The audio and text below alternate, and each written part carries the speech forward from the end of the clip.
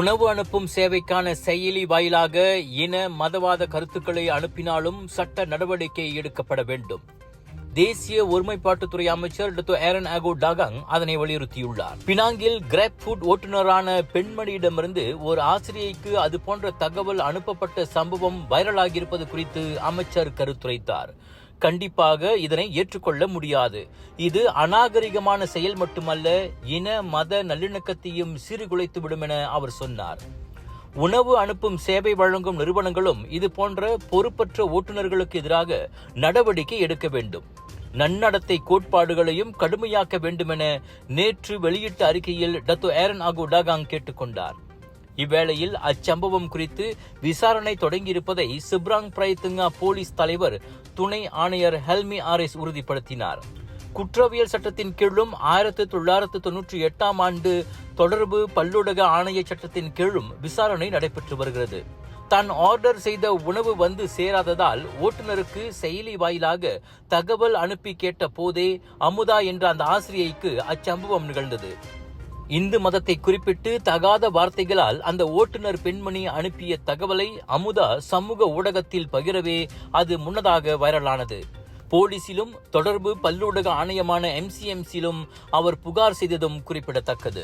Penang கடா பேரா மக்களே, colours of India பிரம்மாண்டமாக வழங்கும் Penang international Indian expo and viral food festival AEON big Seberang Jaya Perai Penang 30 April தொடக்கம் 4 மே வரை food ஃபெஸ்டிவலில் 100க்கும் அதிகமான உணவுகளை ருசிக்க பானிபூரி, குனாஃபா, பஞ்சாபி ஸ்வீட்ஸ் என ரகமாய் உணவுகள், wedding collection, sari collection, kids wear, accessories என 100க்கும் அதிகமான சேல்ஸ் பூத்கள் 80% discounts ஓடு AEON big Seberang Jaya Perai Penang big sale big discount.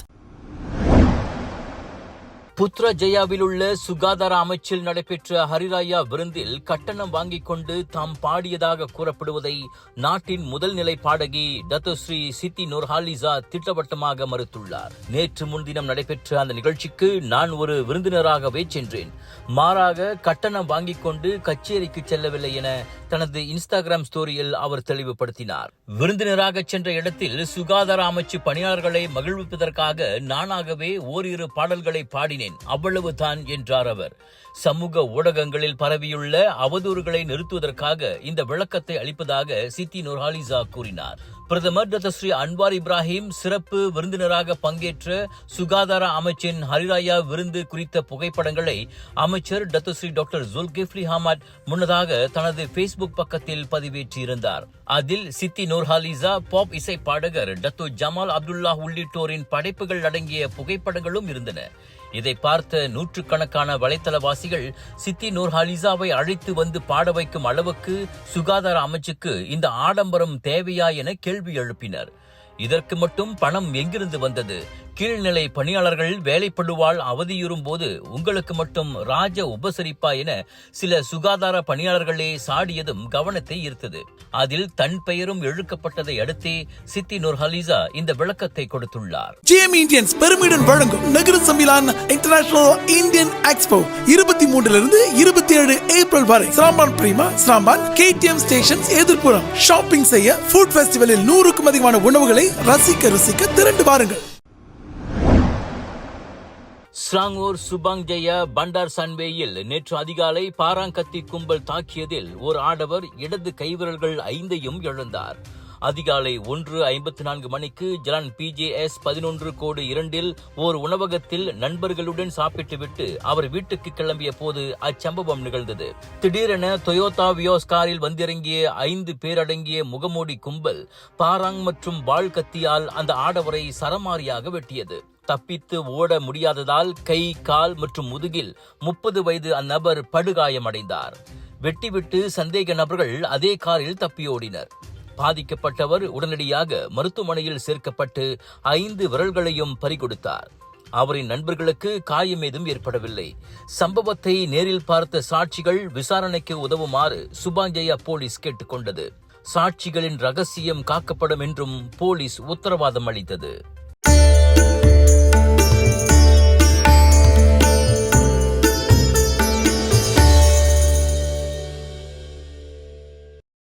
விலையோ மலிவு, செலவோ குறைவு, தரமோ உயர்வு, மனமோ நிறைவு. மக்களின் தேர்வு என்ரிகோஸ் முழு ஆடை சத்துள்ள பால்மாவு.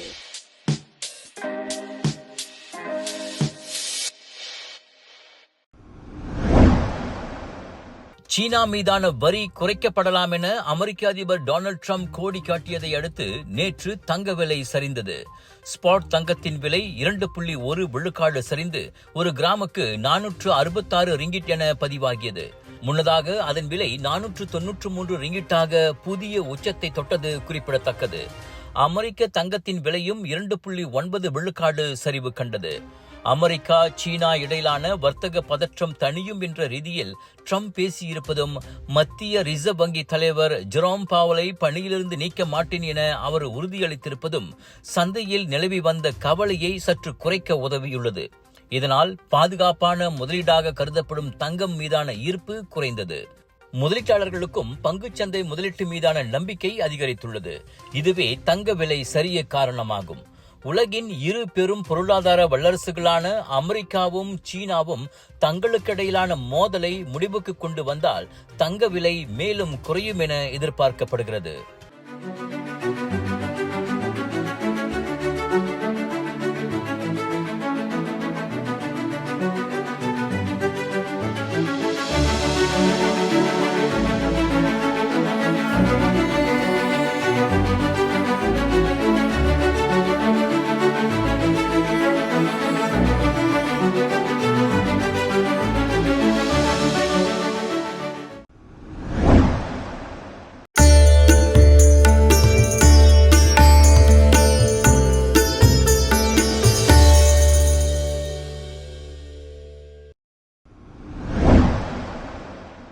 இந்தியாவின் ஜம்மு காஷ்மீரில் நடத்தப்பட்ட கொடூர தாக்குதலின் போது தான் ஒரு முஸ்லிம் என பயங்கரவாதிகளை நம்ப வைத்து உயிர் தப்பியுள்ளார் ஓர் இந்துவான பல்கலைக்கழக பேராசிரியர்.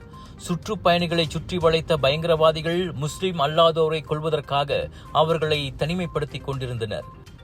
அதன்போது இஸ்லாம் மீதான நம்பிக்கையின் பிரகடனமாகவும் கடவுளுக்கு விசுவாசமாக செயல்படுவதை குறிப்பதுமான கலிமாவை சொல்லச் சொல்லி கேட்டுள்ளனர். கலிமாவை ஓத முடியாதவர்கள் முஸ்லிம் அல்லாதவர்களாக கருதப்பட்டு சுட்டுக் கொல்லப்பட்டனர். அப்போது மரத்தடியில் தூங்கிக் கொண்டிருந்த அசாம் பல்கலைக்கழக பேராசிரியர் தேபாஷிஸ் பட்டாச்சாரியா அருகிலிருந்த அனைவரும் கலிமா ஓதுவதை கண்டார். சமயோசிதமாக இவரும் உடனே சத்தமாக கலிமா ஓத ஆரம்பித்தார். அப்போது அவர் அருகில் வந்த பயங்கரவாதி பேராசிரியரை விட்டுவிட்டு கலிமா ஓதாத ஒருவரை தலையில் சுட்டுக் கொன்றான். நீ இங்கு என்ன செய்கிறாய் என பயங்கரவாதி கேட்டபோது பட்டாச்சாரியா இன்னும் சத்தமாக கலிமா ஓதியதால் அவன் அங்கிருந்து நகர்ந்தான். பிறகு குடும்பத்தாருடன் அவர் தப்பி வந்தார். கலிமா ஓதுவது தெரிந்திருந்ததால் இன்று நான் உயிர் பிழைத்தேன் என பேராசிரியர் கூறியதாக NDTV தொலைக்காட்சி தெரிவித்திருக்கிறது. உலகையே உலுக்கிய அந்த பயங்கரவாத தாக்குதலில் குறைந்தது 26 பேர் கொல்லப்பட்டனர். அவர்களில் ஒருவர் பயங்கரவாதிகளை தடுக்க போன உள்ளூர் முஸ்லிம் ஆடவர் என்பதும் தெரிய வந்துள்ளது.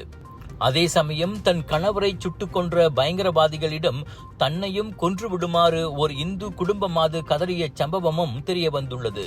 ஆனால் கொடூர சிரிப்போடு நீ பிழைத்து போய் உன் பிரதமர் மோடியிடம் எங்களை பற்றி சொல் என பயங்கரவாதிகள் கூறியதாக உயிர் தப்பிய அந்த மாது கண்ணீருடன் கூறினார்.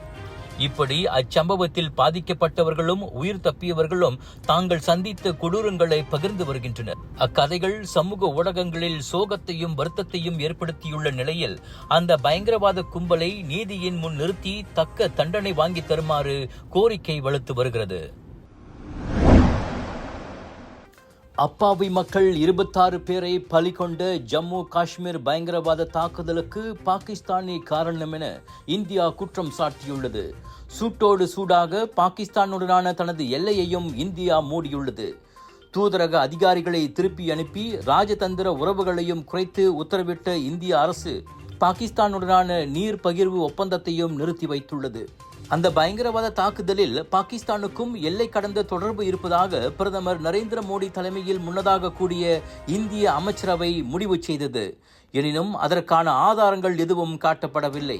புதுடில்லியின் குற்றச்சாட்டுக்களை இஸ்லாமாபாத் திட்டவட்டமாக மறுத்துள்ளது.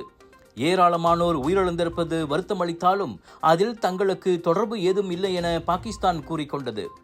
தடை செய்யப்பட்ட பாகிஸ்தானிய பயங்கரவாத அமைப்பான லஷ்கர்-இ-தொய்பாவின் துணை அமைப்பாக கருதப்படும் TRF கிளர்ச்சி படையை இந்த ஜம்மு காஷ்மீர் தாக்குதலுக்கு பொறுப்பேற்றுக் கொண்டிருக்கிறது. இந்துக்களை குறிவைத்து நடத்தப்பட்ட இத்தாக்குதலில் 26 பேர் கொடூரமாக கொல்லப்பட்ட வேளை 17 பேர் காயமடைந்துள்ளனர்.